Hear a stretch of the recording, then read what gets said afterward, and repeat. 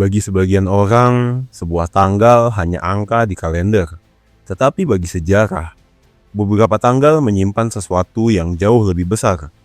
Dari perang, pengkhianatan, pemisahan negara, lahirnya konflik yang mengubah jutaan kehidupan. Dan ironisnya, beberapa peristiwa yang hari ini diperingati sebagai kemenangan, sebenarnya tumbuh dari luka yang panjang. 3 Juni, dalam rentang ratusan tahun. Tanggal ini menjadi saksi perjanjian yang membelah wilayah. Lahirnya klub sepak bola, kesepakatan diplomatik setelah konflik berdarah, serangan militer di ujung dunia, hingga deklarasi kemerdekaan yang lahir dari reruntuhan Balkan. Dan inilah 5 tragedi yang terjadi pada tanggal 3 Juni.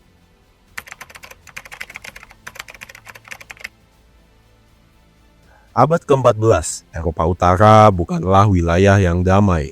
Di balik salju, hutan, dan jalur sungai yang membentang luas, dua kekuatan besar saling berebut pengaruh.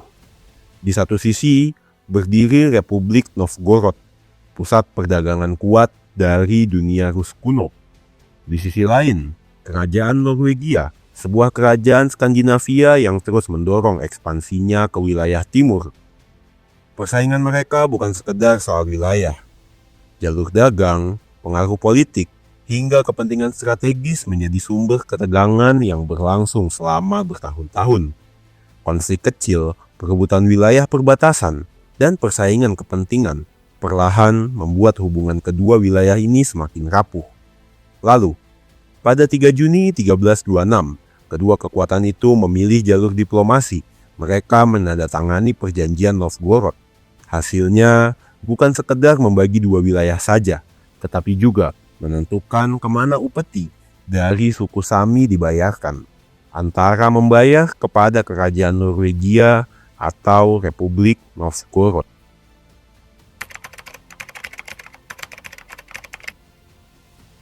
Hari ini, Liverpool FC dikenal sebagai salah satu klub sepak bola terbesar di dunia.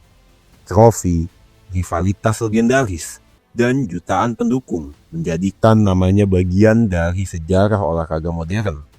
Tetapi sedikit yang menyadari bahwa kelahiran klub ini berawal dari konflik.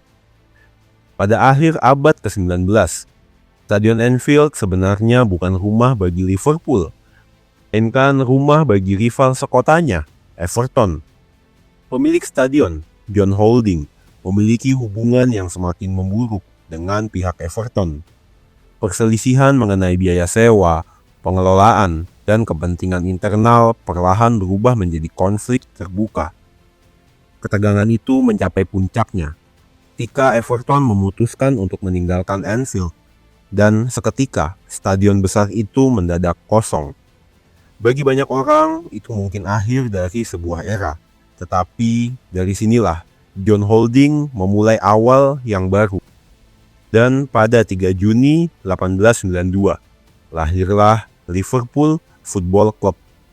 Salah satu klub paling sukses dalam sejarah sepak bola yang tidak lahir dari persatuan atau visi bersama, melainkan dari perpecahan, konflik kepentingan, dan perebutan kendali. Setelah berakhirnya era kolonisasi Spanyol di tanah Amerika Latin, konflik tidak berhenti begitu saja dengan mudah. Tetapi di beberapa wilayah masih terdapat konflik yang tak sedikit menghasilkan pertempuran terkait batas wilayah. Dan itulah yang terjadi antara Peru dan Chile setelah Perang Pasifik pada akhir abad ke-19. Konflik tersebut mengubah peta Amerika Selatan. Muncul perselisihan panjang mengenai wilayah dan meninggalkan hubungan yang dipenuhi ketegangan. Walaupun pada akhirnya Chile yang memenangkan pertempuran, tetapi muncul persoalan terkait wilayah yang menjadi sengketa dua negara. Tacna dan Arica menjadi sumber ketegangan utama. Kedua negara sama-sama memiliki klaim, sementara persoalan mengenai siapa yang berhak menguasainya terus memicu perdebatan politik selama puluhan tahun.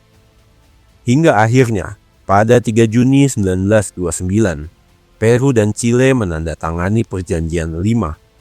Melalui kesepakatan ini, sengketa wilayah mulai menemukan titik penyelesaian. Tacna dikembalikan kepada Peru, sementara Arica tetap berada di wilayah Chile. Sebuah kompromi yang diharapkan mampu mengakhiri perselisihan panjang antar dua negara.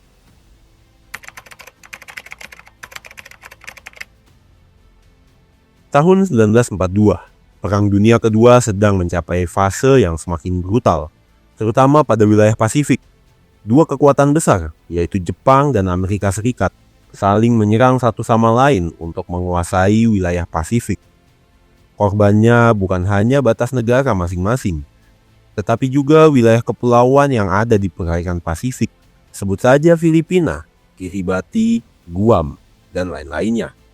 Tak terkecuali Kepulauan Aleutian, rangkaian pulau yang membentang dari Alaska menuju Pasifik Utara. Dingin, berkabut, dan jauh dari pusat perhatian dunia. Tetapi secara strategis, wilayah ini memiliki arti penting bagi jalur pertahanan Amerika Serikat.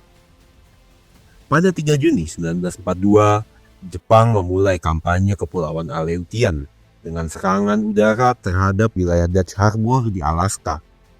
Serangan ini menjadi bagian dari operasi militer yang berlangsung bersamaan dengan rencana besar Jepang di Pasifik, termasuk pertempuran menuju Midway. Tujuannya jelas, mengganggu pertahanan Amerika, memperluas tekanan militer, dan membuka front baru di utara Pasifik.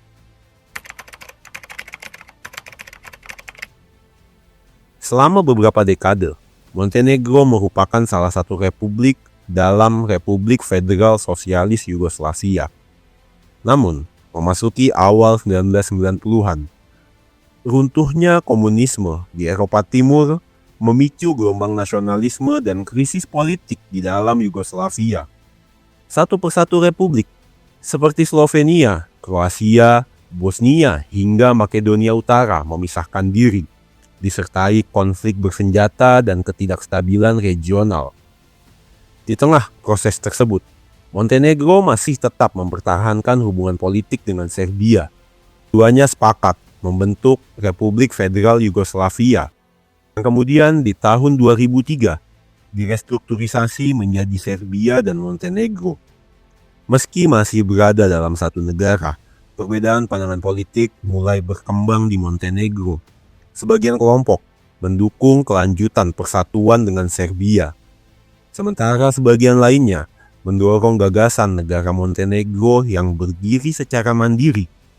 Perdebatan ini tidak hanya menyangkut politik, tetapi juga identitas nasional, arah ekonomi, dan posisi Montenegro di Eropa.